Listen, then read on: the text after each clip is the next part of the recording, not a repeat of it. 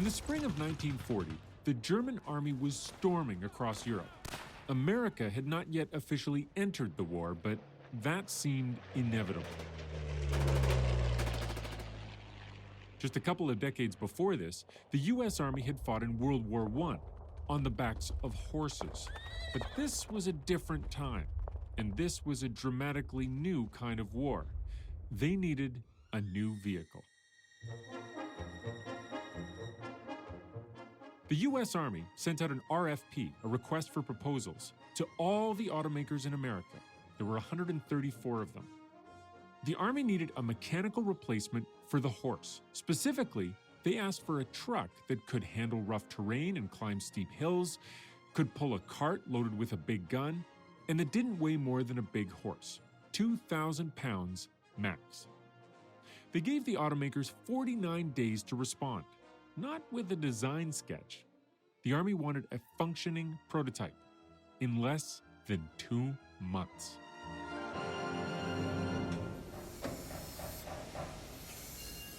The American Banting Car Company from Butler, Pennsylvania, took up the challenge.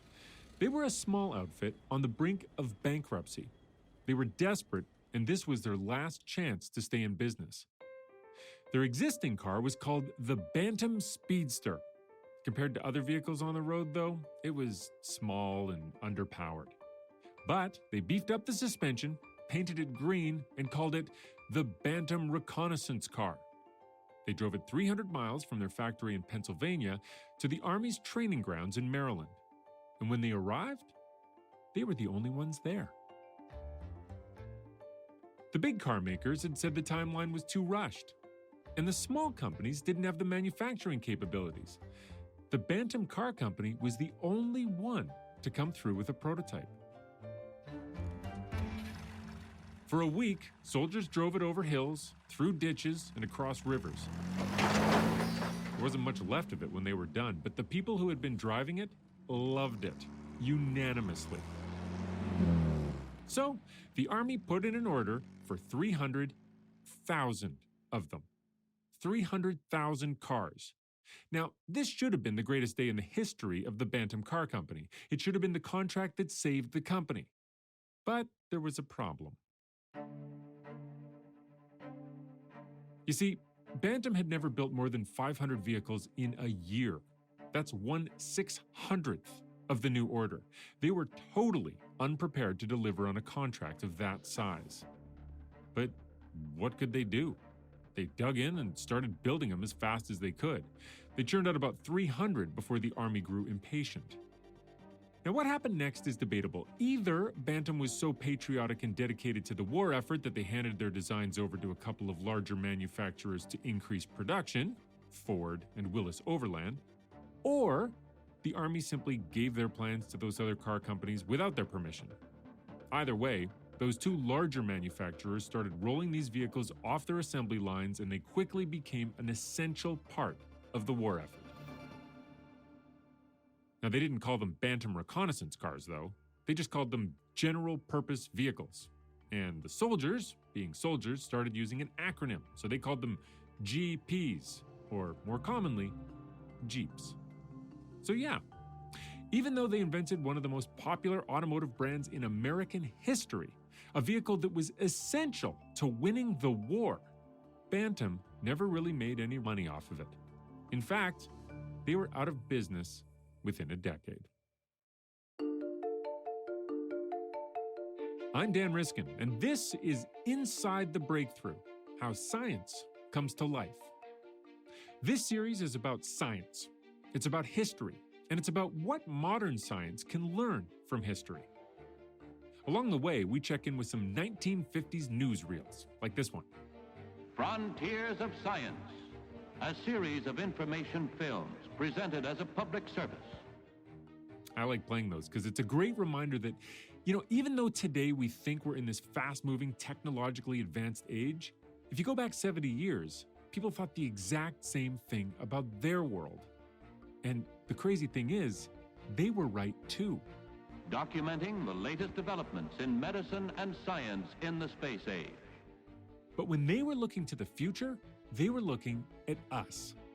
The future can be found in many places. It can be seen reflected in the eyes of those who are privileged to look at it. In a way, that's what we're doing, looking at today through the eyes of people in the past who were looking at the future. It kind of makes you dizzy, doesn't it? This podcast is an original production by Scimar. They're looking to the future as well, but they're doing it in a medical research laboratory. And specifically, they're exploring a paradigm shift in the way we view diabetes. Part of what we're doing is using the lessons from the past to better understand what Scimar is doing today. And what better story from history could we possibly use than that of diabetes research pioneers Frederick Banting and Charles Best? This is Episode 8, Giving It All Away.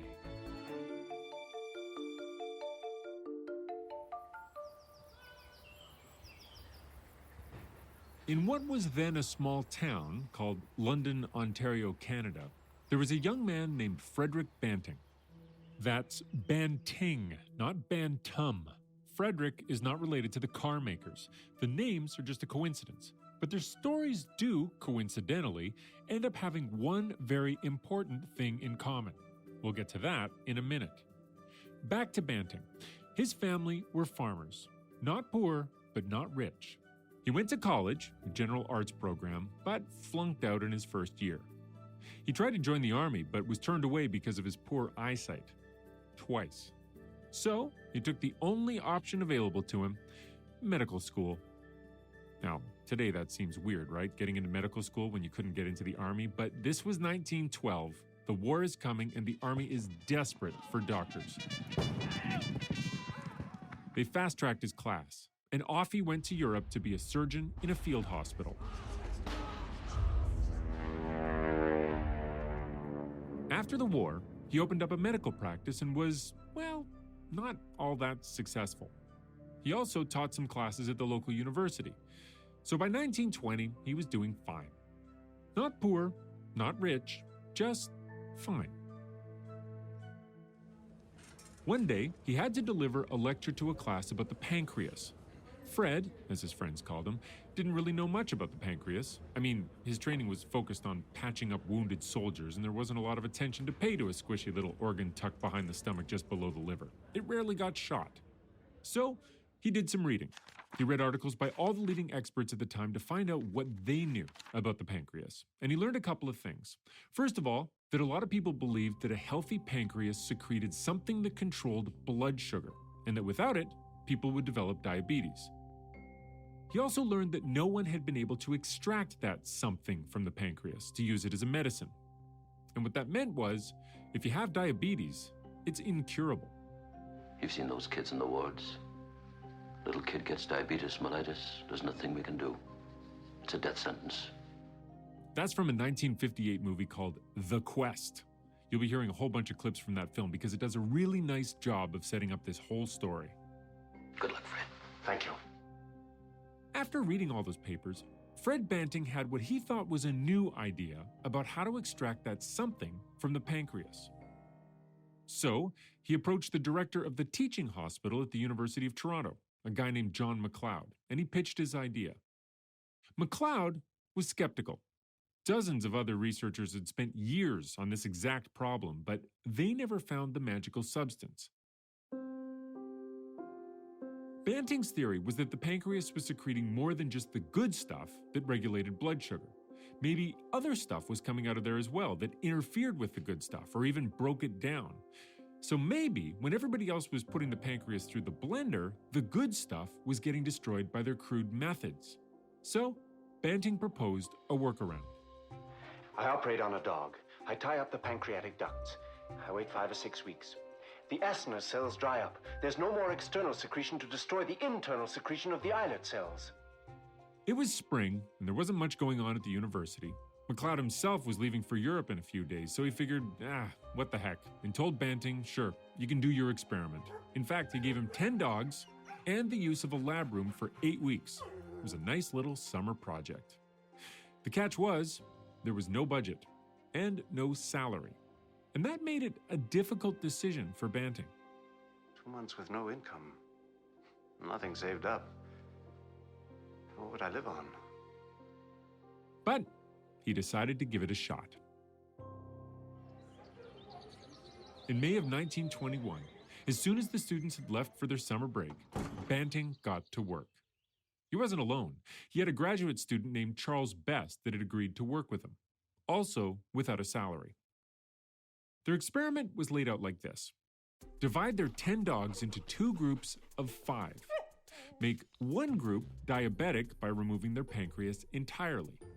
But with the other group, they tie off the pancreatic ducts and wait about 7 weeks.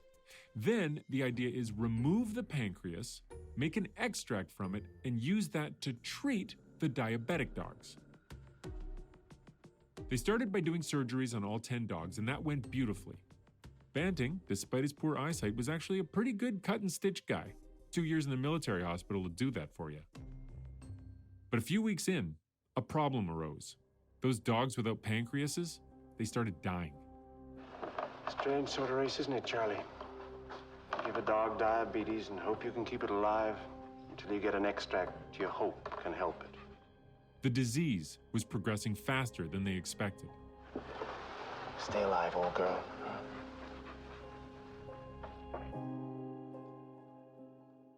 For 7 weeks, they waited. They lost 2 of their dogs. Then finally, on the 8th of July, they opened up one of the dogs with a tied-off pancreas. Now, if I've done this properly, you should see a nice dried-up pancreas with all the acinous tissues withered away. Here we are.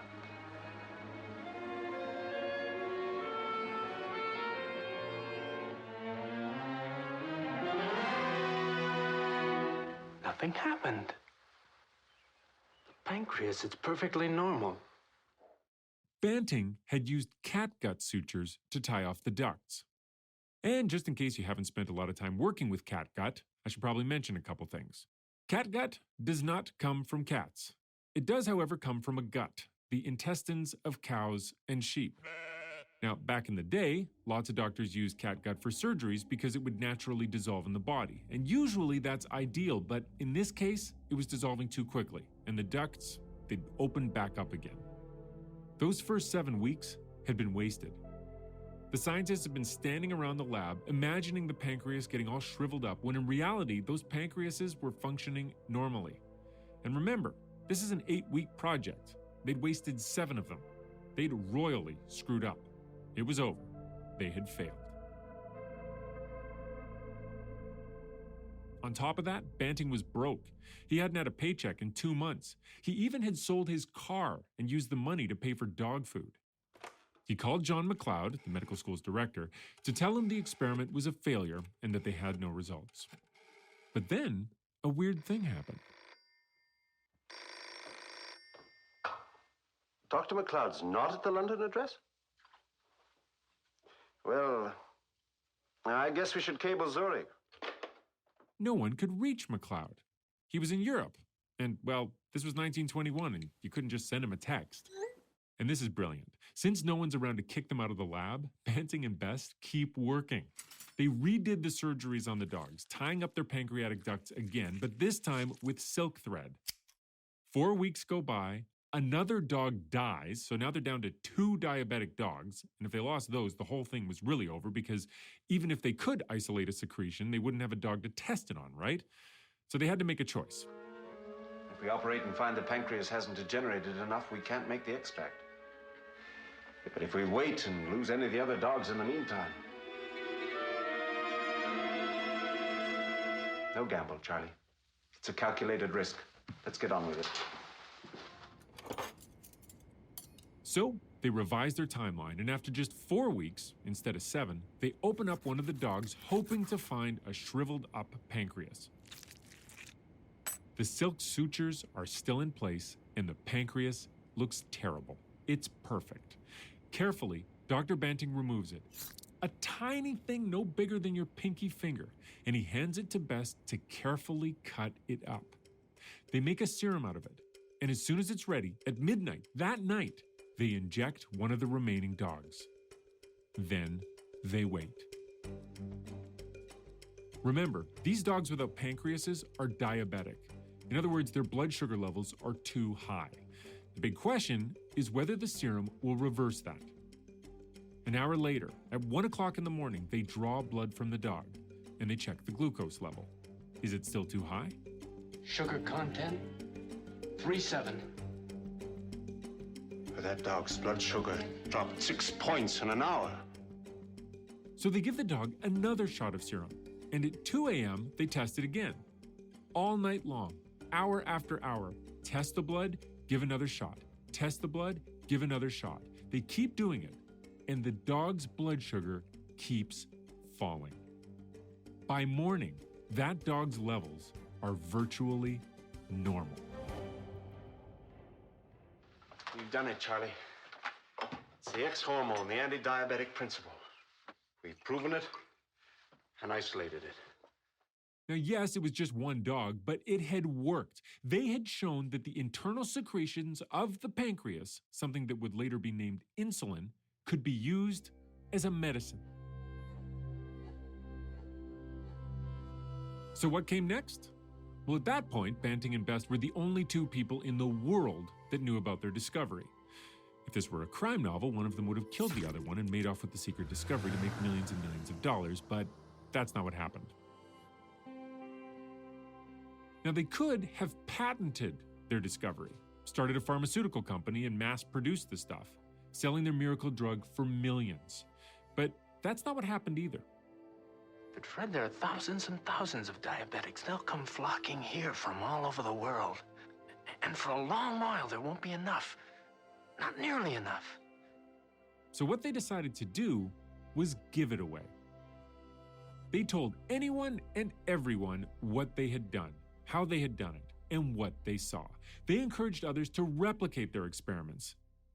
And as a result, hundreds of people, the scientific community as a whole, started working on a way to manufacture this miracle drug more efficiently.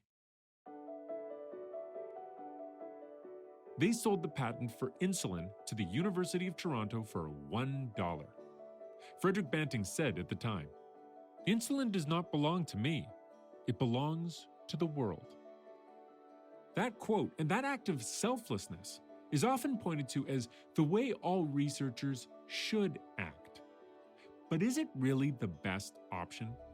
Remember, Banting's goal was to get insulin mass-produced as quickly as possible. He wanted to make sure that sick people all over the world could get treatment, and in 1921, giving it away was the best way to do that. But does that still apply 100 years later? In 1940, Bantam Car Company made a great car, but couldn't mass produce it, so they went bankrupt. Other companies built hundreds of thousands of them, and America won the war. In 1921, Banting and Best discovered insulin, but didn't have the resources to manufacture it in large quantities. So they gave it away, and quickly it was available globally. Well, now it's 2021. So what can we learn from that? Consider this. In 1979, a researcher at a Canadian university makes an incredible observation. We showed that electrical stimulation of the parasympathetic nerves to the liver shut down the glucose that was being continually pumped out by the liver in the fasting stage. That's Dr. Wayne Lott, the founding researcher of Scimar. You see, type 2 diabetes is the result of insulin resistance. Your body has insulin, but your muscles don't react to it well. They don't pull glucose out of the blood with the same enthusiasm as they should. Dr. Lott observed that triggering certain nerves in the liver caused that organ to release something we now call HISS, a hormone that increases your insulin sensitivity. In fact, HISS is an acronym. It stands for hepatic insulin sensitizing substance. To be able to pursue the idea of the link between the parasympathetic nerves and type 2 diabetes, that seemed like such an obvious thing. I knew that it would be an easy thing to test, but they didn't have funding. He needed specialized lab equipment, additional lab assistants, lots of things he did not have. But it was too promising of an idea to leave sitting on a shelf. So he decided to give it away. There was a journal back then called Medical Hypotheses, and it was a journal that the rules were that this was not for publishing science where you've already got the answers. This is for putting out good ideas, raising a challenge, that sort of thing. So he wrote an article for that journal. He described his observation and suggested a methodology to test it out. I was functioning as a pure basic scientist, and part of the philosophy of pure basic science is that you give ideas away, you share them. I got an enormous thrill when anybody would pick up an idea of mine and take it to the next step. And that's what I kept hoping was going to happen here. But it didn't happen. Nothing happened. Not one single researcher took on his challenge. No one was willing to invest the time and energy on such a radical idea. So that was my first attempt to sort of turn it loose. Dr. Lott's career continued, but he always felt he had unfinished business with Hiss. 2 decades went by, and finally, with his call to action still ignored, Lott couldn't stop himself from trying again. This is published in a textbook in 2003. The title is New Paradigm for Insulin Resistance. Once thought to act only directly, it now seems that insulin triggers some nerves to release Hiss to function correctly. He spelled out everything he had learned about the process. He even wrote in the article about how a pharma company could make a product and generate profits. We hope prior to eating, one might take a pill to make Hiss release so much better. But again, his ideas were ignored. He was well established, well respected. He was a professor at a major university. He had awards and accolades covering the walls of his office. But his idea was just too different. You know, frankly, the major thing that people came up with trying to explain when they would be willing to come on board and believe it is, show me the chemical. It was a catch-22.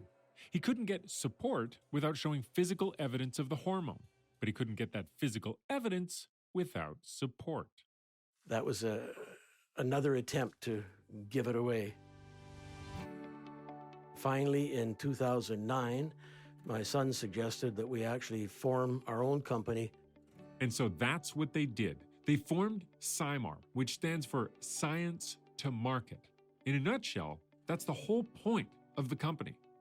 By establishing a business model that includes generating profits, Lott has been able to attract investors, $9 million worth in the last 3 years alone. And that has finally allowed him to move the science forward. But it hasn't been easy. Once I decided to take it on myself, then I couldn't give it away anymore. And I find that rather awkward, actually, not being able to talk as freely to people as I might want to on some of the very tricky, very technical issues. I've gone through this complete change from spilling every idea out of my head as fast as I could to anybody that would listen to now focusing on intellectual property and getting the welfare of the company so that we can actually get this stuff to market. Because just like Banting, the car makers, and Banting, the man who discovered insulin, Lott wants to get his discovery mass-produced. He wants to see it in the hands of the people who need it. He wants to save people's lives. And ironically, giving it all away just wasn't getting that done.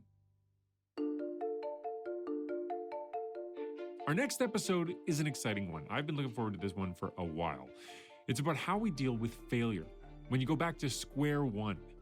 We're going to look at what happens if you do everything right, or at least you think everything's right, but then you discover that one concept that was the foundation for everything you did was wrong. That's next time on Inside the Breakthrough, how science comes to life. I'm Dan Riskin. Thanks for listening. Oh, one last thing. I don't want you to think that Dr. Fred Banting got nothing out of his discovery. He was awarded the Nobel Prize for Medicine in 1923. He was 32 years old, so the youngest person who has ever gotten that award. And that prize comes with a big check. And not to be outdone by the Swedish royal family, the government of Canada also granted Banting a salary for life to continue his work, ensuring that he would never again have to sell his car to buy dog food. Listen to more of Inside the Breakthrough with Dan Riskin, now streaming on Apple Podcasts, Spotify, and Google Podcasts.